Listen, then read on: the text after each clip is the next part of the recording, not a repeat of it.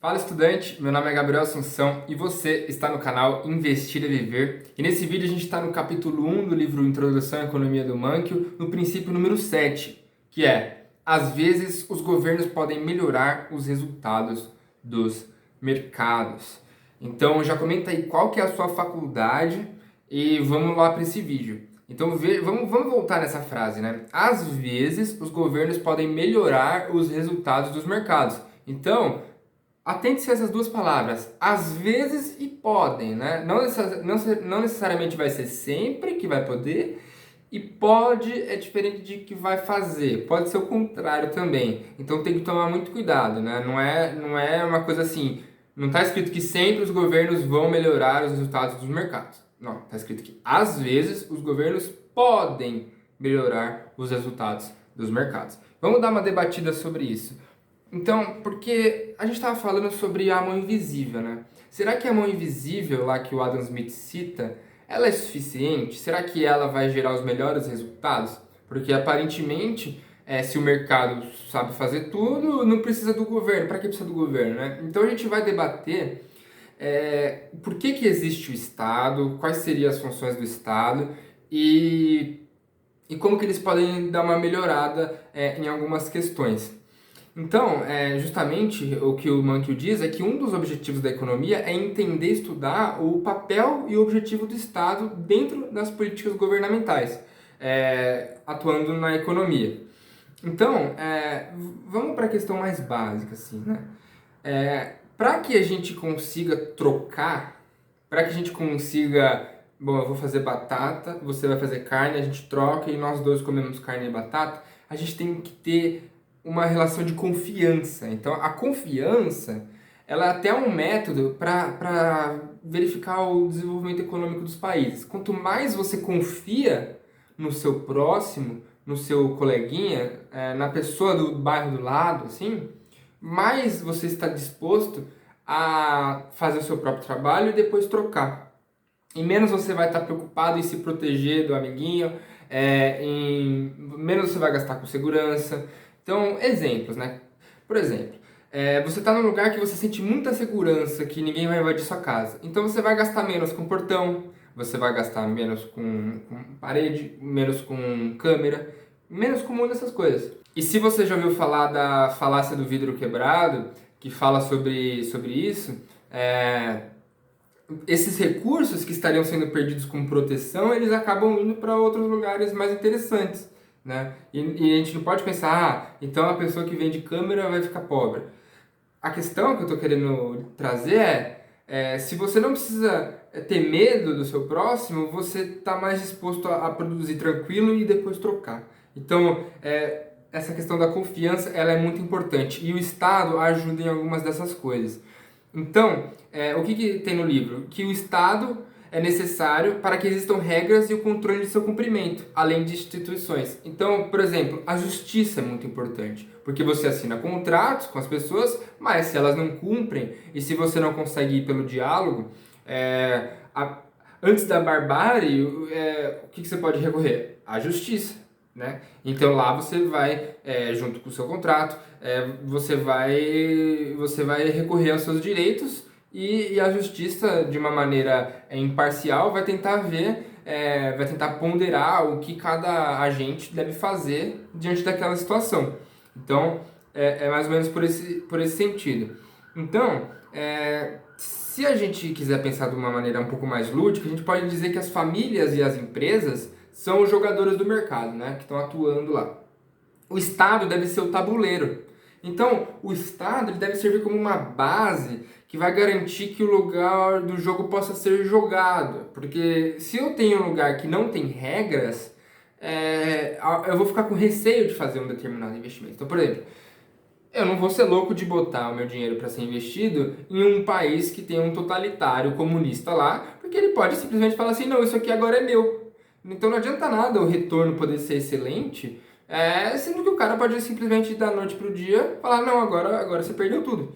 Então a condição de um lugar onde tem a confiança, você tem a segurança jurídica, nesses lugares você vai conseguir fazer investimentos, por exemplo. Você só vai conseguir pensar no longo prazo se o longo prazo você achar que o longo prazo existe. Se você acha que amanhã vai explodir tudo, não adianta você pensar a longo prazo.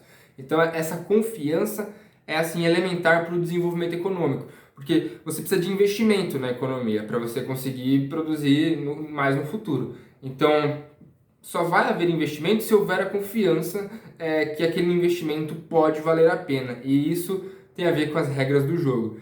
Então, quanto mais o nosso país se desenvolver em instituições, em abaixar a impunidade, essas coisas, isso é um demonstrativo de que nós temos um lugar de mais confiança, e com isso o tamanho do nosso bolo econômico vai ser maior, nossa prosperidade vai ser maior, nossa riqueza vai ser maior e, por consequência, o padrão de vida de todos os brasileiros vai subir. Então, por isso que é muito importante a gente combater essas questões antiéticas, imorais e crimes que ocorrem tanto na política quanto no nosso dia a dia. Bom, falando de alguns direitos, né?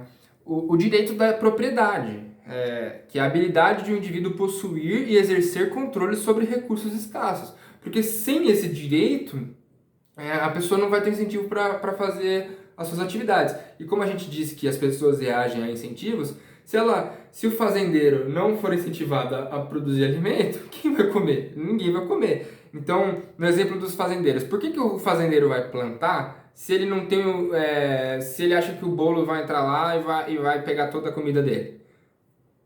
Vai fazer uma reforma agrária do nada, né? Não tem condições. Um restaurante.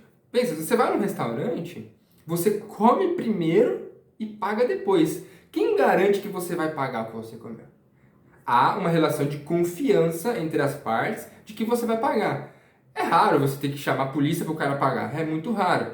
Por quê? Porque há uma relação de confiança de que as pessoas vão comer e não vão sair correndo. Elas vão comer, vão pagar e vão embora, tranquilo. Então, o restaurante confia em você e você confia no restaurante. Caso contrário, se o restaurante não puder confiar em ninguém, ele nem vai abrir as portas. Então, o restaurante não vai ter o seu lucro, ele não vai ter seus funcionários, não vai ter geração de riqueza, e você também não vai comer. Então, você vai ter que preparar a sua comida, e às vezes era melhor você estar no restaurante para poder usar o seu tempo melhor. No final das contas, todo mundo consome menos. Então, por isso, a relação de confiança é muito importante. Falando de investidores, por exemplo, a bolsa de valores, ela garante que você vendeu, o cara vai pagar e vai te devolver o dinheiro.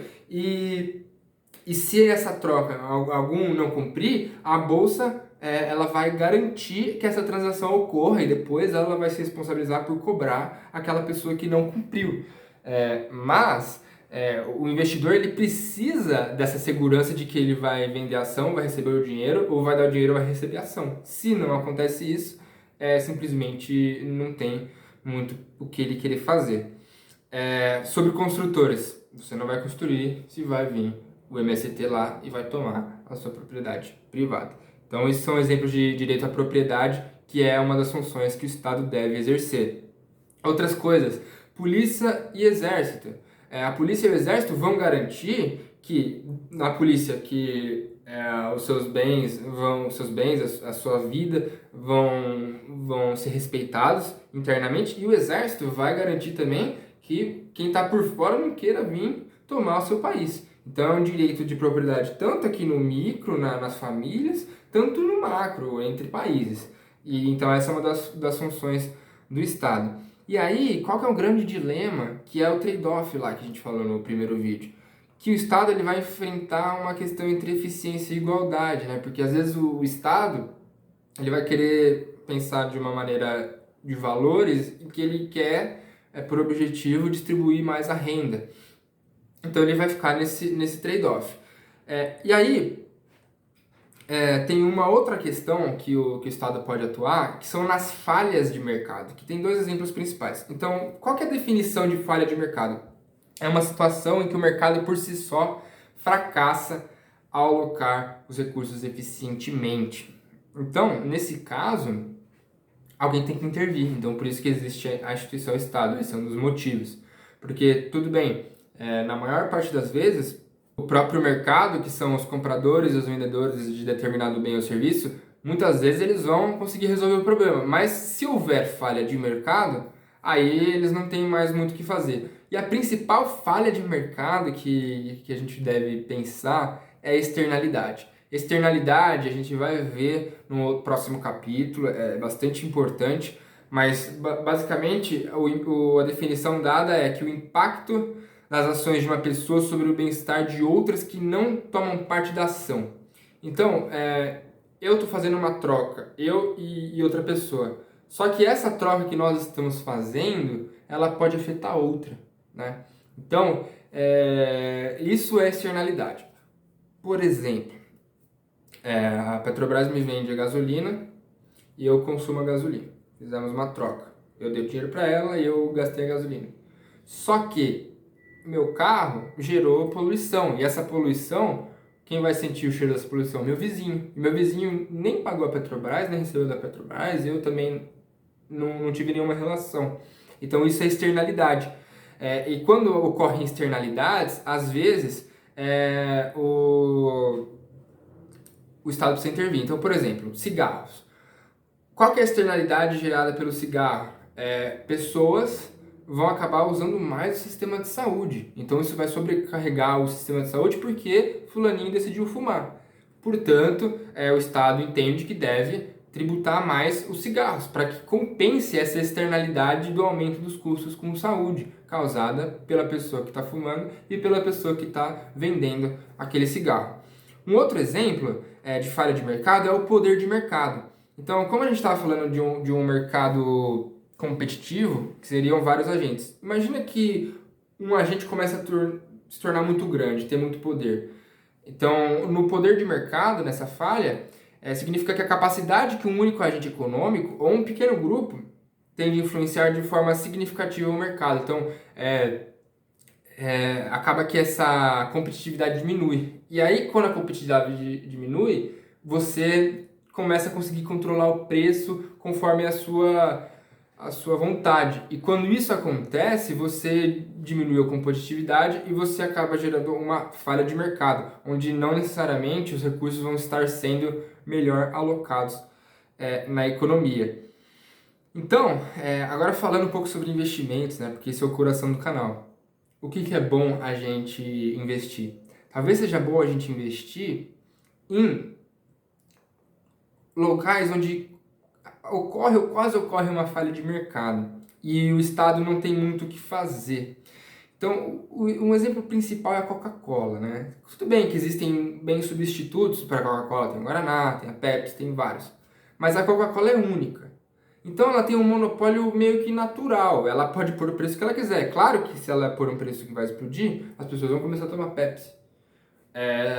Mas ela tem um poder de precificação que o Estado não pode muito fazer muita coisa. Então acaba que não é um mercado competitivo. É um mercado que tem um poder de precificação. Quando uma empresa tem um poder de precificação maior, ela tem mais margem, mais lucro. Então, interessante o investimento nesse tipo de empresa que tem poder de precificação, porque aí se os insumos sobem, tal coisa assim, ela vai continuar conseguindo. Outra coisa, monopólios naturais. Então, por exemplo, o saneamento é um clássico exemplo de monopólio natural, porque não dá para você ter duas companhias de saneamento juntas, assim, é praticamente inviável. Então, vai ter uma naquela cidade, é dado como feito, você não tem muito o que fazer, se você discordar do preço, você fica sem água. Então, claro que tem questões regulatórias, mas é uma empresa que tem um monopólio natural. Um outro exemplo, por exemplo, a Unipar, por aqui. O cloro, ele não pode ser aplicado tão longe de onde ele foi feito, por uma questão de degradação, né? Então, o que acontece? Não dá para ter duas empresas do lado. Por que não dá para ter duas empresas do lado?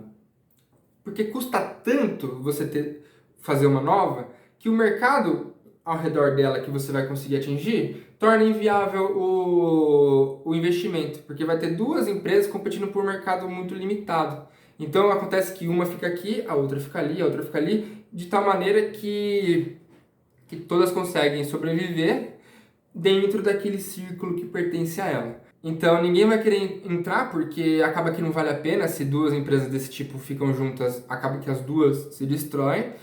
e acaba que essas empresas ficam muito protegidas e com isso o retorno ao acionista tende a ser muito interessante. Então, assim, para o consumidor é muito bom que os mercados sejam extremamente competitivos. Assim, é muito bom ter empresas que jogam as margens lá embaixo para conseguir atrair mais clientes. Só que do lado do investidor, às vezes é mais interessante ficar numa empresa que tem umas barreiras de entrada maior, né? Tem uma fortaleza, assim, porque claro que essa fortaleza pode ser quebrada, mas dependendo de como é ajustada essa fortaleza, isso pode ser uma vantagem cumulativa no longo prazo que vai ser muito interessante para o retorno dos seus investimentos. Então, tome isso em mente quando for fazer os seus investimentos. E ressaltando o que eu já disse no começo da frase, às vezes os governos podem melhorar os resultados dos mercados. Poder é diferente de fazer, tá? Muitas vezes vai ser o contrário. Mas é importante a gente saber que pode, né? Não adianta te falar, não, o Estado tem que acabar do nada. Tem as pessoas que têm essa visão. Mas se você não tem essa visão, você pode pensar assim, não, dependendo de como for formulado esse Estado, pode ser que ele consiga ajudar muito mais do que ele atrapalhar. Pode ser. Só que qual é o grande problema? E aqui eu abro aspas. A política pública não é feita por anjos, mas por um processo político que está longe de ser perfeito. Então, não são as pessoas que têm os melhores conhecimentos que são eleitas, e a gente também nem consegue julgar o que é melhor ter de conhecimento para ser um executivo ou estar no legislativo, qualquer parte do Estado. Mas é um processo que às vezes é por sentimento que a gente vota, então esse processo político não é perfeito. Então essas pessoas que estão lá são humanas, vão errar, tem conflito de interesses, então é uma questão bastante complicada, mas o Estado pode sim atuar em muitas questões e acabar melhorando o mercado. Vamos fazer um exercício aqui para os comentários. Cite um exemplo de externalidade e uma instituição de mercado que busca regular contra falhas de mercado ocasionadas por poder de mercado. Então, eu vou dar um exemplo e aí você coloca o seu. Vamos falar de uma instituição que regula falhas de mercado. Por exemplo, o CAD, né? O que o CAD faz? Quando duas empresas querem se unir, fazer uma fusão e aquisição, o que ele faz? Ele avalia se aquilo lá não pode gerar um monopólio, algumas questões desse tipo. Quando ele faz isso, ele está tentando atuar nessas falhas de mercado relacionado a poder de mercado. Então, é uma dessas funções do Estado fornecer o CAD, né? Que pertence a esse grupo de instituições que se denominam Estado. Agora, um exemplo de externalidade, por exemplo, a poluição, né?